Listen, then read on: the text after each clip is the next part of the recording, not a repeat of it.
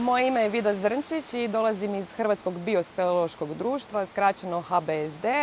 Hrvatsko biospeleološko društvo od svojeg osnutka 1996. godine radi na očuvanju životinja, odnosno faune prisutne u speleološkim objektima, pa tako i sa šišmišima. Naravno, osim istraživanja, HBSD se bavi i sa edukacijom šire javnosti kako bismo približili taj svijet i njima. Naše društvo provodi praćenje populacija šišmiša na odabranim lokalitetima unutar Nacionalnog parka Plitvička jezera još od 2015. godine i vrlo smo sretni zato što i sam park potiče takvo istraživanja i praćenje njihovih populacija.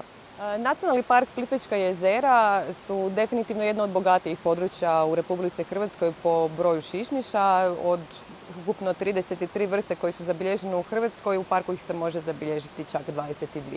To definitivno govori o kvaliteti staništa, o dobroj očuvanosti ne samo šumskog ekosustava nego i same vode.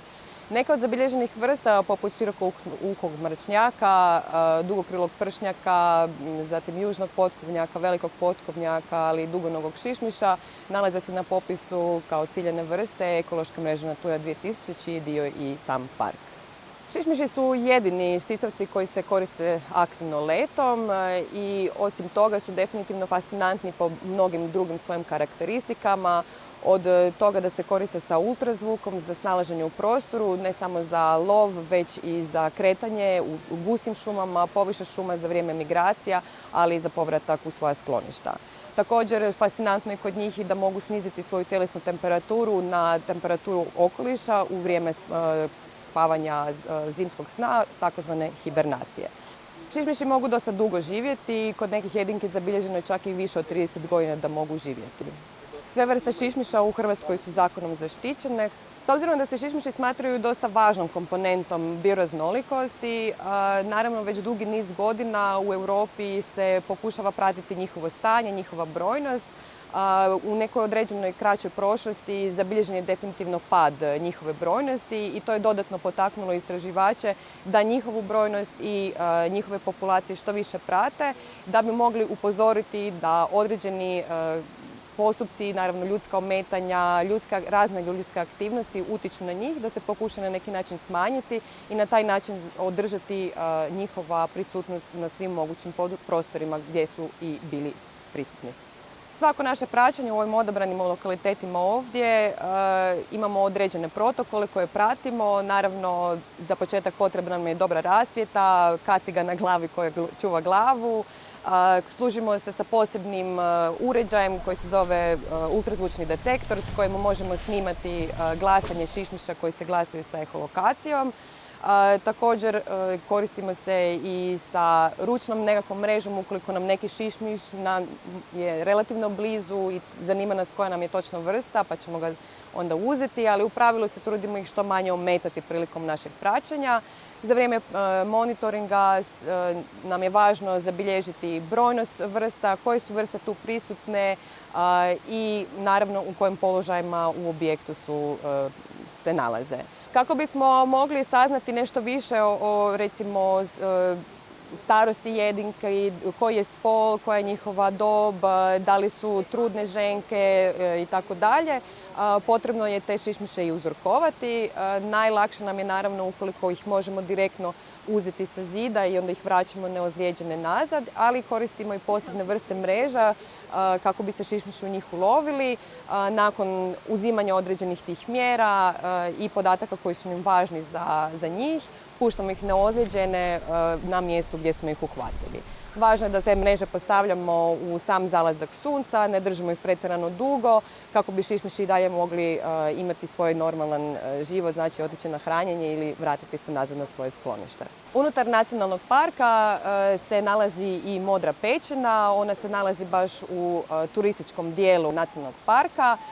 U nju je moguće ući samo sa malim brodićem i ona je poznata, odnosno važna zbog toga što se u njoj nalazi porodiljna kolonija 4 vrste. To se radi o dugokrilom pršnjaku, o dugonogom šišmišu, zatim o južnom potkovnjaku te o velikom šišmišu, odnosno oštroukom šišmišu.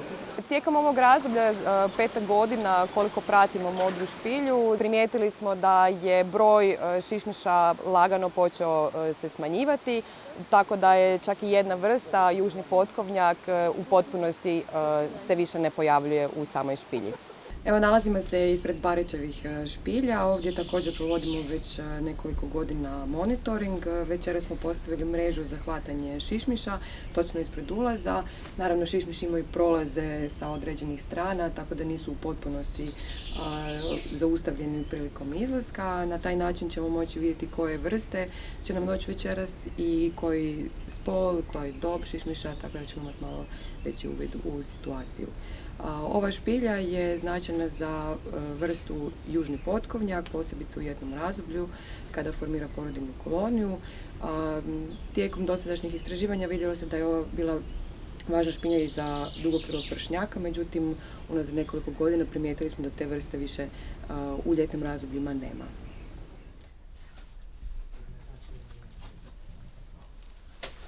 Ne raširimo krilo i da treba biti sporazum. Tako. To je to? Ne.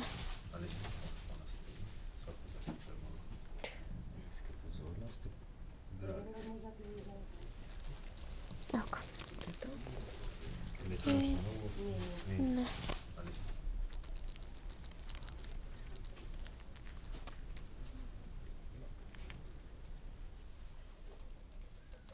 Ok, ovo je mužjak, pa ćemo ga isto držati.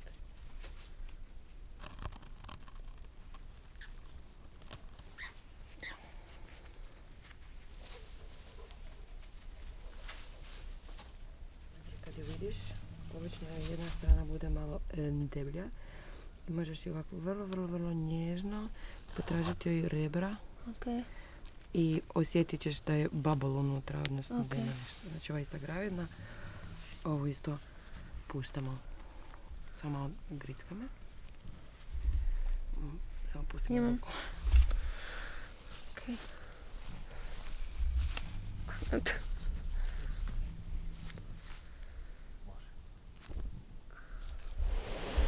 Vila Jezerkinja je speleološki objekt koji je u prošlosti bio posjećen od strane posjetitelja i unutra su i dalje vidljive te stepenice, ograde i rasvjeta. Naravno, danas taj objekt nije više otvoren za javnost i unutra mi kroz ovaj monitoring šišmiša zabilježujemo različite vrste.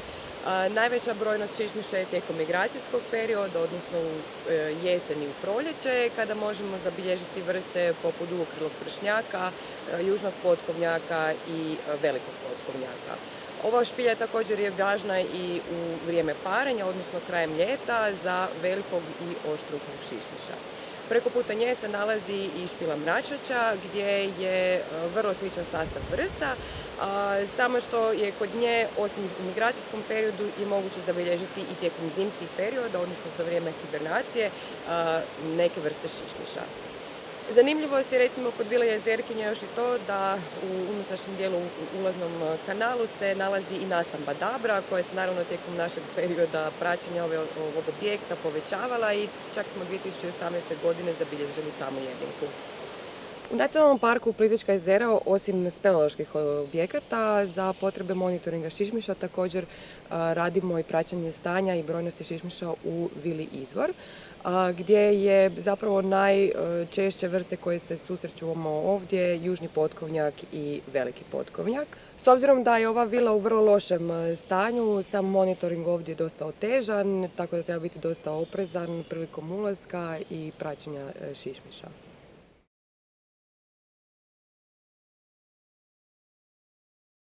Kako se šišmiši drže na ravnome?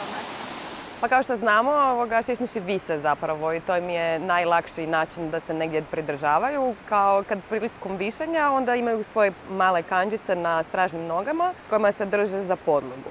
Naravno, u slučaju da se dogodi da je ravna podloga, oni će hodati tako da svoja krila skupe i sa vršcima krila se i uz pomoć nogu kreću po toj ravnoj podlozi. Mene zanima zašto neki govore da šišmiši piju krv.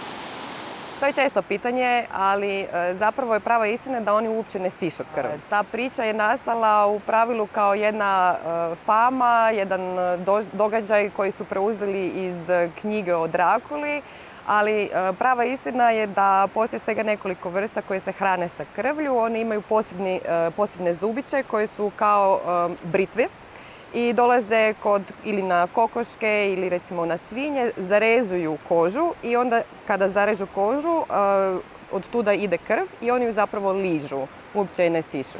Jeste, neki šišmiši skrivaju u šumi. Osim špiljskih vrsta, odnosno vrsta koje najviše svojeg vremena provode u speleološkim objektima, špiljama i jamama, imamo i šišmiše koji žive u šumama. Mogu se zavući recimo u duplje koje su napravili djetlići, mogu se zavući ispod kore drveća i nije to jedino stanište, oni se mogu naći čak i u gradu, mogu doći u nekakve tunele, mogu doći u potkrovlja, tako da ih ima zapravo svugdje oko nas. Je li se šišmiši zapliću ljudima u kosu?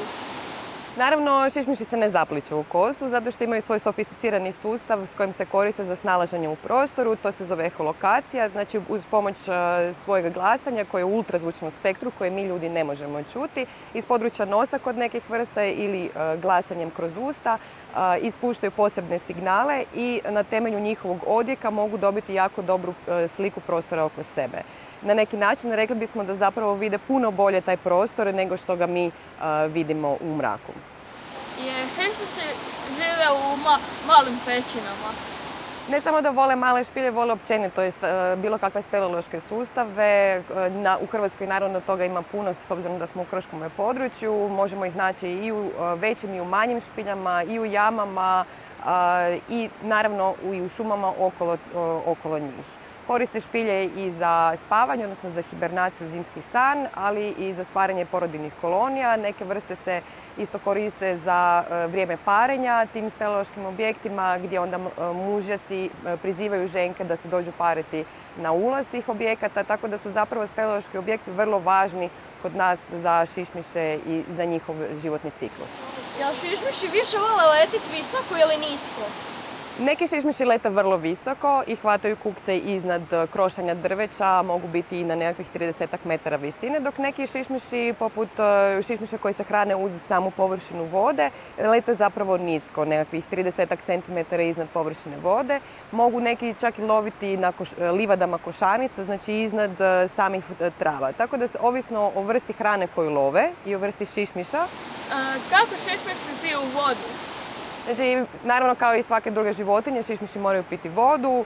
U pravilu se vrlo nisko spuštaju iznad same površine vode, vade jezik van, oblizuju vodu, odnosno ogutaju vodu i poljeću dalje nazad od nje.